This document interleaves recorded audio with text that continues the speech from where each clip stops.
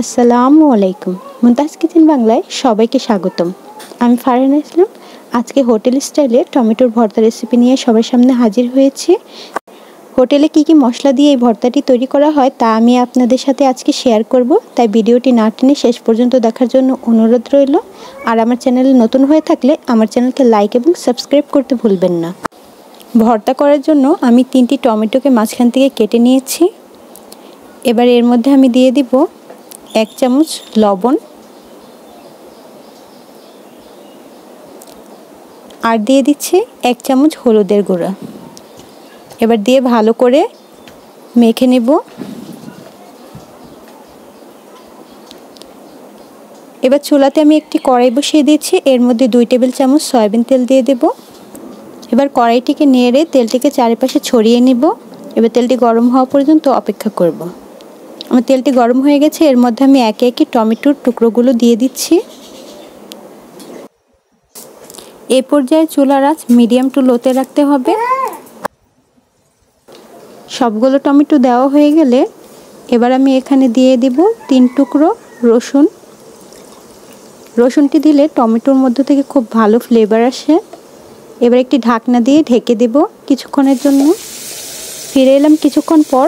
Of ক্যামেরায় আমি কয়েকবার এগুলোকে উল্টে পাল্টে নেড়ে দিয়েছি আর এর মধ্যে থেকে পানিটাও শুকিয়ে নিয়েছি। এবার আমি টমেটোগুলোকে নামিয়ে নেব।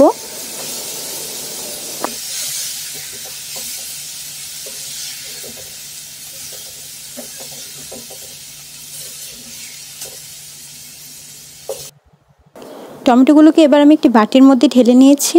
এবার এরকম একটি ডালঘুটনির সাহায্যে ভালো করে চেপে চেপে মিশিয়ে নিতে হবে। দেখুন আমার মেশানো হয়ে গেছে। এবার এর মধ্যে যেই ছোলকার মতো আছে টমেটোর, ওইগুলোকে সরিয়ে নিতে হবে, তাহলে খেতে খুব ভালো লাগে। এবার একটি চুলার মধ্যে কড়াই বসিয়ে আমি 2 টেবিল চামচ তেল দিয়ে দিলাম।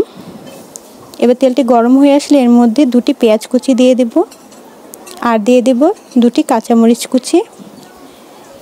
ঝালটি আপনারা আপনাদের পছন্দ মতো কম বেশি করে নেবেন। এবার ভালো করে নেড়ে চেড়ে পেঁয়াজ আর কাঁচামরিচকে ভেজে নেব।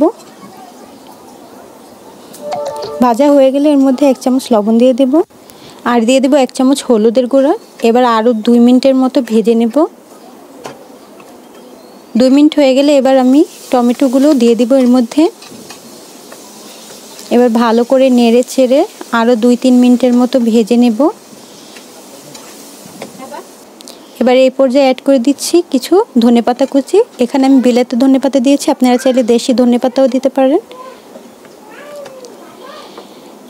আর দিয়ে দিচ্ছি কিছুটা পরিমাণ জিরার গুঁড়ো। হোটেলের জিরার গুঁড়োটা ব্যবহার করে ভিন্ন একটি স্বাদ নিয়ে আসে এই টমেটোর রেসিপির মধ্যে। আপনারাও এটি দিতে পারেন, খেতে খুব মজাদার হয়। এবার চুলার আঁচটি আমি নিভিয়ে একটি প্লেটের মধ্যে সার্ভ করে নেব।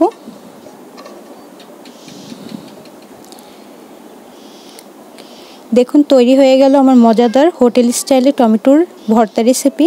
আপনারাও বাড়িতে অবশ্যই ট্রাই করবেন। আর কেমন হয়েছে আমাকে কমেন্ট করে জানাতে ভুলবেন না।